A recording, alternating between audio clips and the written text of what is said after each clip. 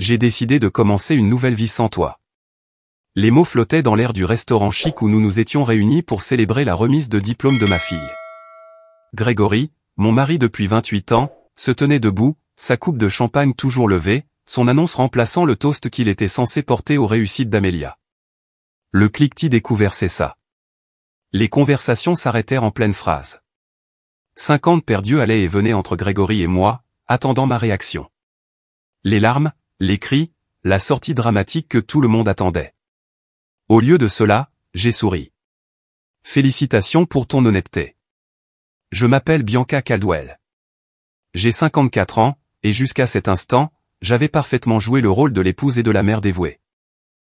J'ai mis mes propres aspirations professionnelles en suspens pour soutenir Grégory à travers 3 entreprises, 2 changements de carrière et d'innombrables phases de recherche de soi. J'ai élevé notre brillante fille, Amélia, qui était assise à côté de moi maintenant, son chapeau de diplômée encore posé sur sa tête, son expression figée dans l'horreur. Du coin de l'œil, je pouvais voir Cassandra Wells, la petite amie beaucoup plus jeune de Grégory, se tortiller mal à l'aise à la table du fond où elle était assise avec des gens que j'avais considérés comme des amis pendant des décennies. Les mêmes amis qui, apparemment, étaient au courant de la liaison mais n'ont jamais pensé à me le dire. La même Cassandra qui avait assisté à nos fêtes de Noël, qui m'avait un jour appelé pour des conseils sur sa carrière. Avec un calme exercé, j'ai fouillé dans mon sac à main et j'ai sorti une enveloppe scellée de couleur crème. Je l'ai posée délicatement à côté de l'assiette de Grégory. « Qu'est-ce que c'est » demanda-t-il, son expression triomphante vacillant. « Quelque chose à lire plus tard » ai-je répondu, en gardant ma voix stable. Je me suis tourné vers Amélia, dont le visage avait pâli. Je l'ai embrassée sur la joue. « Je suis si fier de toi, ma chérie. Cette journée est toujours consacrée à ta réussite. » Puis je me suis levé, j'ai lissé ma robe et je me suis adressé à nos invités stupéfaits. « S'il vous plaît, profitez de votre repas. Je vous souhaite à tous un excellent après-midi. » Sur ce, je suis sorti du restaurant, la tête haute, sentant 50 perdus me suivre.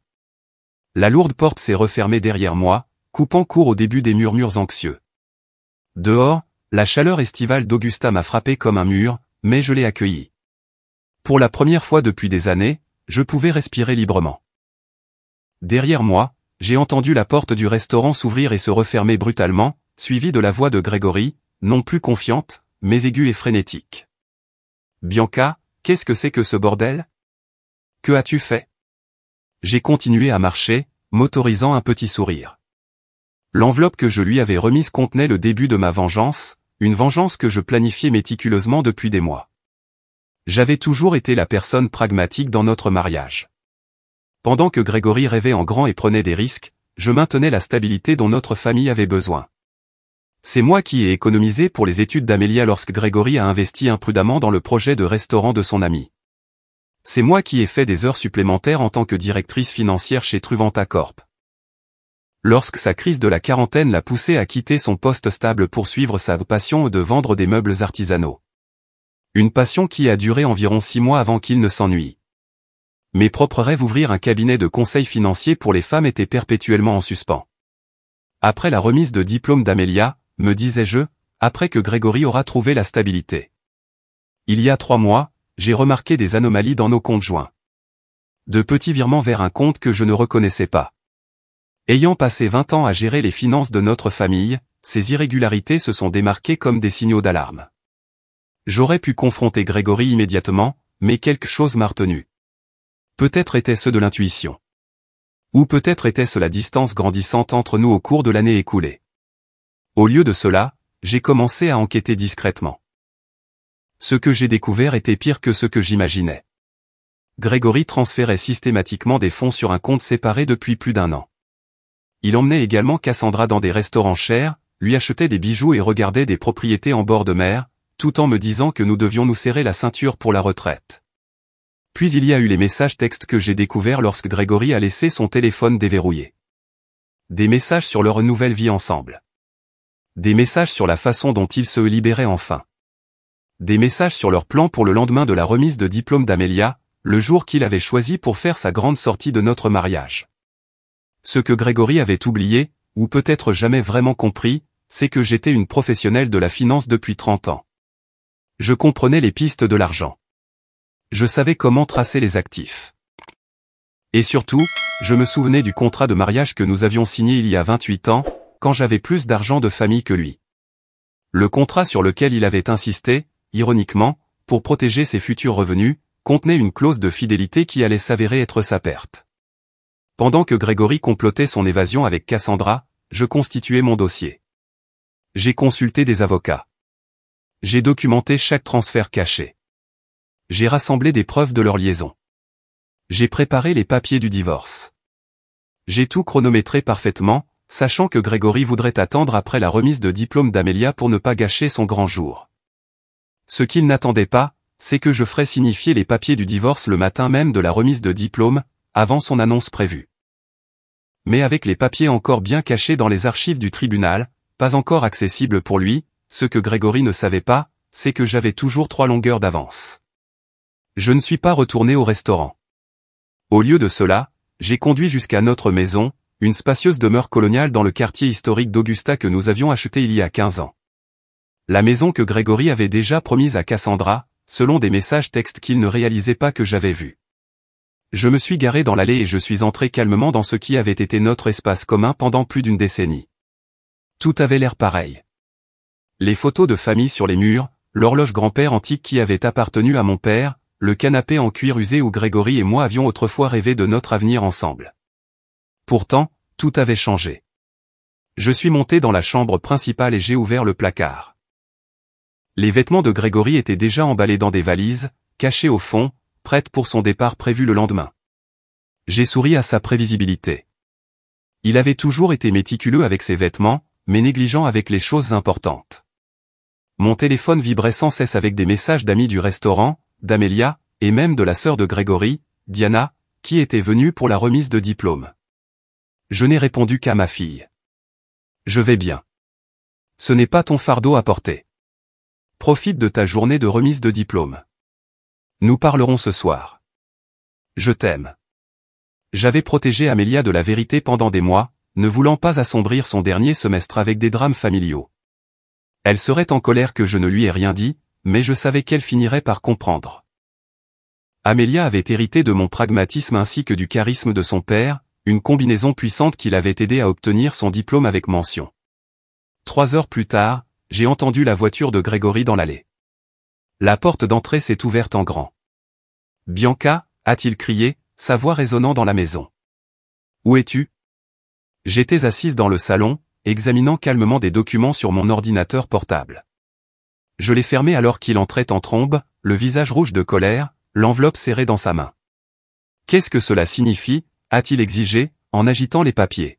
« Tu m'as fait signifier les papiers du divorce aujourd'hui, de tous les jours. » J'ai pensé que cela correspondait bien à tes plans, ai-je répondu calmement. « Tu voulais commencer ta nouvelle vie. Je ne fais que faciliter la transition.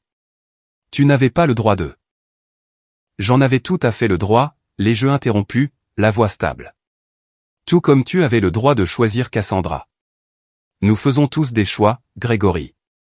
Le contrat de mariage a expiré il y a des années, a-t-il dit, la voix soudainement suffisante. N'importe quel avocat vous le dira. Je me suis permis un petit sourire. En fait, non. La section 12 stipule spécifiquement que la clause de fidélité reste en vigueur pendant toute la durée du mariage. Ton avocat aurait dû te l'expliquer. Oh, attends. Tu n'en as pas consulté, n'est-ce pas? La couleur a quitté son visage alors que la réalité s'imposait. Le contrat de mariage sur lequel il avait insisté pour protéger sa richesse potentielle allait maintenant tout lui coûter, la maison, la propriété de vacances à Savannah, sa part de nos comptes de retraite. Son grand geste au restaurant venait de devenir l'annonce la plus chère de sa vie. Tu ne peux pas me faire ça, a dit Grégory en s'effondrant sur le canapé. Nous avons construit cette vie ensemble, et tu as choisi d'y mettre fin, ai-je répondu, mais pas de la manière que tu avais prévu. Le téléphone de Grégory vibrait avec insistance dans sa poche. Il y a jeté un coup d'œil, puis l'a ignoré. Cassandra, sans doute, se demandant où il était et pourquoi il ne suivait pas leur plan si soigneusement orchestré. Tu as toujours été calculatrice, Bianca. Mais là, c'est froid, a-t-il dit, en essayant une approche différente. Et notre histoire? 28 ans ensemble ne signifie rien. Je l'ai étudié. Cet homme que j'avais aimé pendant près de 3 décennies. L'homme qui m'avait tenu la main lors de 2 fausses couches avant que nous ayons Amelia. L'homme qui m'avait un jour surprise avec un week-end à Charleston pour notre 10e anniversaire. Quand avait-il changé? Où avait-il toujours été cette personne, et j'avais été trop dévoué pour le remarquer? Notre histoire signifiait tout pour moi, ai-je répondu sincèrement. C'est pourquoi ta trahison m'a fait si mal. Son expression s'est adoucie un instant, voyant peut-être une ouverture. Alors peut-être que nous pouvons arranger ça. J'ai fait une erreur. Les gens font des erreurs. Ce n'était pas une erreur, Grégory. C'était un plan calculé s'étalant sur plus d'1 an. Tu as systématiquement déplacé notre argent. Tu as regardé des propriétés avec elle. Tu as prévu d'annoncer notre séparation publiquement pour m'humilier. Son visage s'est de nouveau durci. Tu exagères. Vraiment? J'ai pris mon téléphone, j'ai ouvert l'application d'enregistrement et j'ai fait jouer sa propre voix. Après la remise de diplôme, je lui dirai que c'est fini. Un lieu public est préférable. Elle ne fera pas de scène devant tout le monde. Puis la voix de Cassandra. Et elle n'a aucune idée de l'argent? Grégory de nouveau. Aucune. Bianca me fait entièrement confiance. C'est sa faiblesse. Le sang a quitté son visage. Tu as enregistré nos conversations? C'est illégal. Pas en Géorgie quand une partie consent, ai-je répondu, et pas quand c'est dans votre propre maison. Je n'ai pas enregistré tes moments privés avec Cassandra. Je ne suis pas cruel. Juste les conversations sur tes plans pour m'escroquer. Grégory s'est levé brusquement, agité. Je dois passer quelques appels. Bien sûr, ai-je dit. Ton avocat pourrait être un bon début. Je vais rester chez Diana ce soir. Chez Diana, a-t-il balbutié. La maison de ma sœur? J'ai hoché la tête. Elle est assez en colère contre toi, en fait. C'est elle qui vous a vu pour la première fois, toi et Cassandra, ensemble à Noël dernier. Elle ne me l'a pas dit tout de suite. Elle t'a d'abord confronté. Tu lui as promis que ce n'était rien, que tu y mettrais fin. Quand elle a réalisé que tu ne l'avais pas fait, elle est venue me voir. C'était un autre coup qu'il n'avait pas anticipé. Diana et moi avions toujours été proches, mais Grégory n'aurait jamais imaginé que sa propre sœur choisirait mon camp. Tout le monde me trahit, a-t-il marmonné. Ironique, n'est-ce pas? J'ai pris mon sac à main et un petit sac de voyage que j'avais préparé plus tôt. Tu as jusqu'à demain soir pour retirer tes affaires de la maison. Après cela, les serrures seront changées. Alors que je me dirigeais vers la porte, Grégory m'a appelé, le désespoir dans la voix. Et Amelia? As-tu pensé à comment cela l'affecte? J'ai fait une pause, la colère perçant enfin à travers mon calme apparent. N'ose pas utiliser notre fille comme bouclier, Grégory. Tu ne pensais certainement pas à elle quand tu planifiais ta nouvelle vie en bord de mer avec Cassandra. Son téléphone a de nouveau vibré. Cette fois, il l'a regardé et a gémi. Un problème, ai-je demandé. Cassandra est déjà à l'appartement. Elle y a emménagé ses affaires. Je n'ai pas pu m'empêcher de sourire. L'appartement que tu as mis à vos 2 noms? Le bail que tu as signé le mois dernier? Grégory a hoché la tête, l'air confus. Tu devrais peut-être vérifier auprès du bureau de location. Cette demande a été signalée pour des problèmes de crédit et n'a jamais été finalisée. L'agent a appelé notre téléphone fixe pour vérifier les informations. Je m'en suis occupé moi-même. Je suis sorti, laissant Grégory faire face à la première de nombreuses conséquences. Sa nouvelle vie si parfaitement planifiée s'effondrait plus vite qu'il ne pouvait le comprendre. Diana vivait dans un charmant bungalow de l'autre côté de la ville, près de l'université où elle enseignait la littérature. Quand je suis arrivé, elle m'a accueilli avec une étreinte chaleureuse. « Je viens d'avoir des nouvelles d'Amelia », a-t-elle dit en me faisant entrer. « Ça va ? » « Je vais mieux que prévu, ai-je admis, en la suivant dans la cuisine où une bouteille de vin était déjà ouverte. Je n'aurais jamais pensé que Grégory ferait un tel spectacle, a dit Diana en versant 2 verres. Le restaurant, devant tout le monde. Il a perdu la tête. C'était destiné à m'humilier, ai-je expliqué en acceptant le verre. Un rejet public, pour que je ne puisse pas riposter sans avoir l'air hystérique. Le visage de Diana s'est assombri. Mon frère a toujours eu le sens du spectacle, mais c'est au-delà de tout ce que j'attendais de lui. Nous nous sommes installés dans sa véranda, entourés de plantes en pot et d'étagères. Diana ne s'était jamais mariée, préférant son indépendance et ses activités académiques. Au fil des ans, j'avais parfois envié sa liberté. « Que as-tu mis dans cette enveloppe qui l'a tant contrariée ?» a-t-elle demandé. J'ai expliqué le contenu, la demande de divorce, les preuves de sa tromperie financière et, surtout, le contrat de mariage qui le laisserait avec beaucoup moins que ce qu'il avait prévu. Le contrat de mariage, s'est amusé Diana. Je me souviens quand il a insisté dessus. Père venait de lui donner cet argent pour sa première entreprise, et il était si inquiet de le protéger. Elle a ri amèrement. L'ironie est délicieuse. Mon téléphone a sonné. Amélia. J'ai pris une profonde inspiration avant de répondre. Maman, a-t-elle dit immédiatement, la voix tendue. J'arrive chez tante Diana.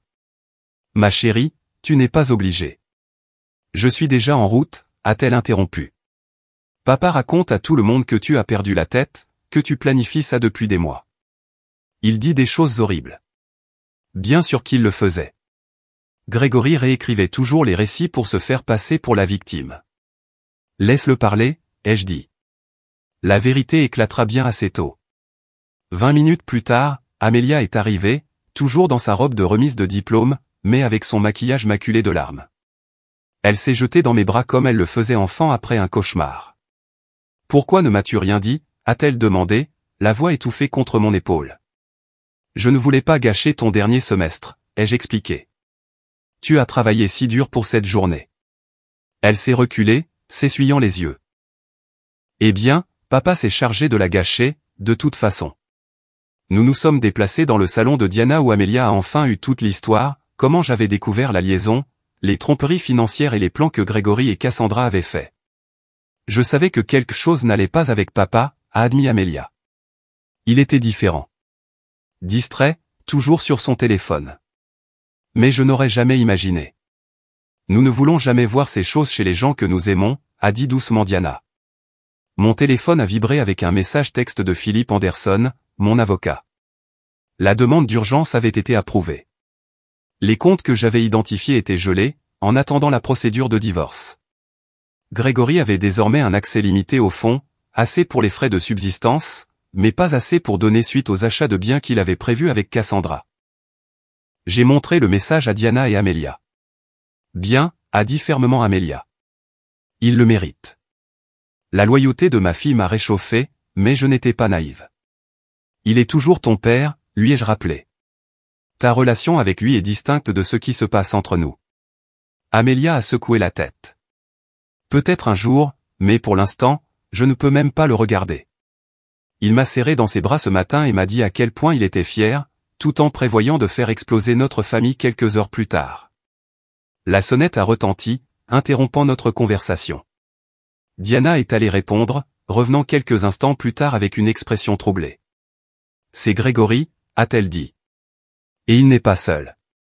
Je me suis préparé alors que Diana faisait entrer Grégory et Cassandra dans le salon. Cassandra avait l'air mal à l'aise, se balançant d'un pied sur l'autre, ses yeux balayant la pièce. Elle avait 37 ans. Pas exactement une femme trophée, mais toujours 17 ans de moins que moi, avec des cheveux blonds mi-longs et le genre d'assurance qui vient de n'avoir jamais affronté de réelles difficultés. Grégory, en revanche, avait l'air furieux. Son désespoir précédent s'était durci en colère. « Bianca, tu dois arrêter cette folie », a-t-il exigé. « Dégèle les comptes. Nous pouvons en discuter comme des adultes raisonnables. » Amélia s'est levée, se plaçant légèrement devant moi. « Peut-être aurais-tu dû essayer d'être raisonnable avant d'annoncer à tout le monde que tu quittais maman. » Les yeux de Grégory se sont écarquillés comme s'il venait de remarquer notre fille.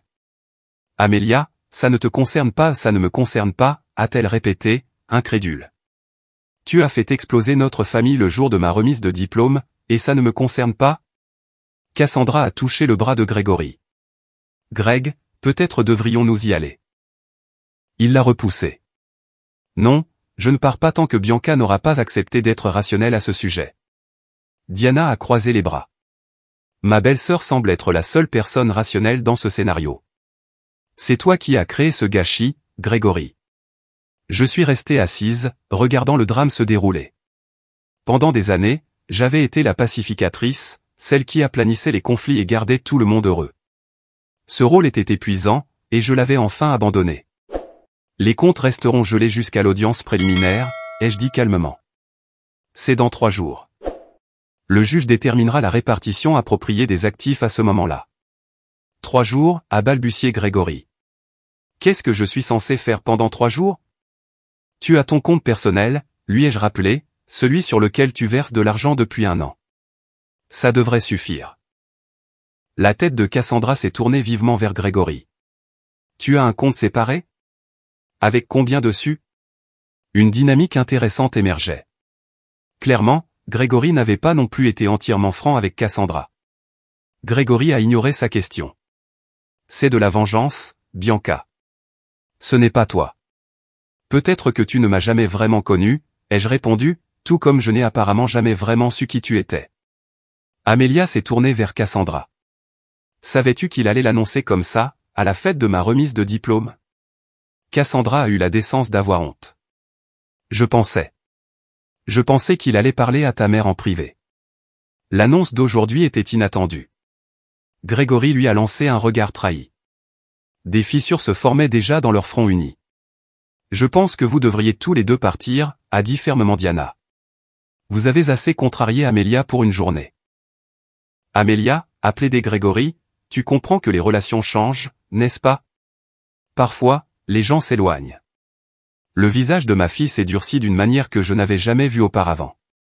Ce que je comprends, c'est que tu es un lâche qui n'a même pas pu accorder à maman la dignité d'une conversation privée.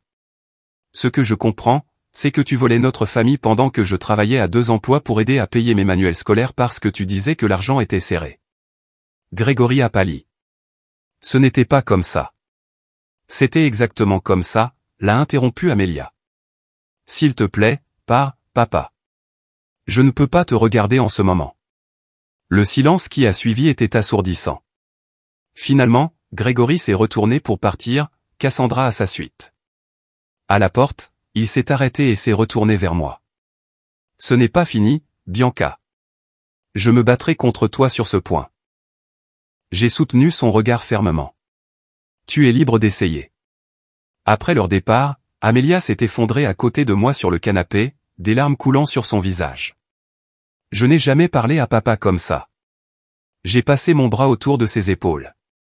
Parfois, défendre ce qui est juste est douloureux. Diana nous a apporté de nouveaux verres de vin. À de nouveaux départs, a-t-elle dit en levant son verre. En effet, ai-je pensé. Cette fin n'était que le début de quelque chose de nouveau. L'audience préliminaire a eu lieu dans une petite salle d'audience un mardi matin pluvieux. Je suis arrivé avec mon avocat, Philippe, tandis que Grégory est venu avec un avocat qu'il avait engagé à la hâte, un jeune associé d'un cabinet spécialisé en droit des sociétés, et non en droit de la famille. Le mauvais choix de représentation de Grégory était une autre conséquence de sa planification précipitée. La juge, une femme plus âgée aux yeux vifs et sans patience pour les drames, a examiné attentivement le contrat de mariage. Ce document semble en ordre, a-t-elle dit en regardant par-dessus ses lunettes de lecture l'avocat de Grégory. Contestez-vous sa validité? Le jeune avocat s'est éclairci la gorge. Votre honneur, nous pensons que l'accord a expiré en raison du temps qui s'est écoulé. La section 18 stipule clairement que la durée est pour la durée du mariage, plus toute procédure judiciaire résultant de sa dissolution, a lu la juge à haute voix. Aucune date d'expiration n'est indiquée. Grégory s'est penché pour murmurer de toute urgence à son avocat, qui avait l'air de plus en plus mal à l'aise. De plus, a poursuivi la juge, les preuves de transfert de fonds systématiques semblent violer les exigences de divulgation financière de la section 23. Elle a feuilleté les papiers, puis a levé les yeux. Je décide de maintenir le gel des comptes joints en attendant la découverte financière complète. Le compte personnel de M. Caldwell lui restera accessible. Le domicile familial restera en possession de Madame Caldwell pendant la procédure, comme le stipule la clause d'infidélité du contrat de mariage. Le visage de Grégory est devenu rouge foncé. C'est scandaleux, a-t-il marmonné, assez fort pour que je l'entende. La juge l'a fixé d'un regard sévère. Monsieur Caldwell, je vous suggère de relire plus attentivement l'accord que vous avez signé. Ce tribunal se réunira de nouveau dans 30 jours pour l'audience complète après la fin de la découverte. En quittant la salle d'audience, Grégory m'a rattrapé dans le couloir. Bianca, s'il te plaît. Nous devons en parler raisonnablement. 28 ans ensemble doivent bien compter pour quelque chose. Ça comptait pour tout, ai-je répondu, jusqu'à ce que tu décides que non. Je me suis éloigné, le laissant seul dans le couloir du palais de justice, le poids de ses choix commençant enfin à peser sur lui. La nouvelle s'est répandue rapidement dans notre cercle social. Des amis appelaient tous les jours, certains offrant leur soutien, d'autres cherchant des ragots. J'ai gardé un silence digne sur les détails, disant simplement, Grégory et moi nous séparons. Ces choses arrivent. Pendant ce temps, la façade si soigneusement construite de Grégory s'effritait. L'image qu'il avait cultivée homme d'affaires prospère, père de famille dévoué était ternie au-delà de toute réparation. Le gel financier signifiait qu'il ne pouvait pas tenir les promesses faites à Cassandra. La propriété en bord de mer qu'ils avaient prévu d'acheter est tombée à l'eau. La voiture de luxe sur laquelle il avait versé un acompte a dû être annulée. 2 semaines après l'audience, Diana m'a appelé, sa voix teintée d'amusement. « As-tu entendu la dernière ? Cassandra a déménagé. » Déjà ? Je n'étais pas entièrement surprise, mais la rapidité était impressionnante. Apparemment, elle a découvert que les affaires de Grégory ne vont pas aussi bien qu'il le prétendait. Les économies substantielles dont il parlait n'existent pas. Elle a dit à son amie Jennifer qu'elle ne s'était pas engagée à sortir avec un homme ayant des problèmes financiers. Je n'ai pas pu m'empêcher de rire. Il a toujours été doué pour créer des illusions. Pendant ce temps, je reconstruisais. La sécurité financière que j'avais toujours maintenue, séparée de nos comptes joints, m'a donné une liberté que Grégory n'avait pas anticipée. J'ai loué un petit bureau en centre-ville et j'ai commencé à mettre en place le cabinet de conseil dont je rêvais depuis des années. Mes premières clientes étaient 2 femmes en instance de divorce. Le bouche à oreille en a amené d'autres. Je me suis spécialisé dans l'aide aux femmes pour comprendre leurs finances lors de transitions de vie majeures, divorce, veuvage, changement de carrière. Le travail a été immédiatement gratifiant d'une manière que mon emploi en entreprise ne l'avait jamais été. Amélia, qui avait accepté un poste dans une agence de marketing à Charleston, m'appelait régulièrement.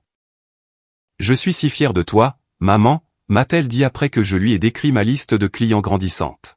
« Tu aides les gens dans leurs pires moments. »« Je fais juste ce que j'aurais aimé que quelqu'un fasse pour moi plus tôt », ai-je répondu. Préparer les femmes à tout ce qui pourrait arriver.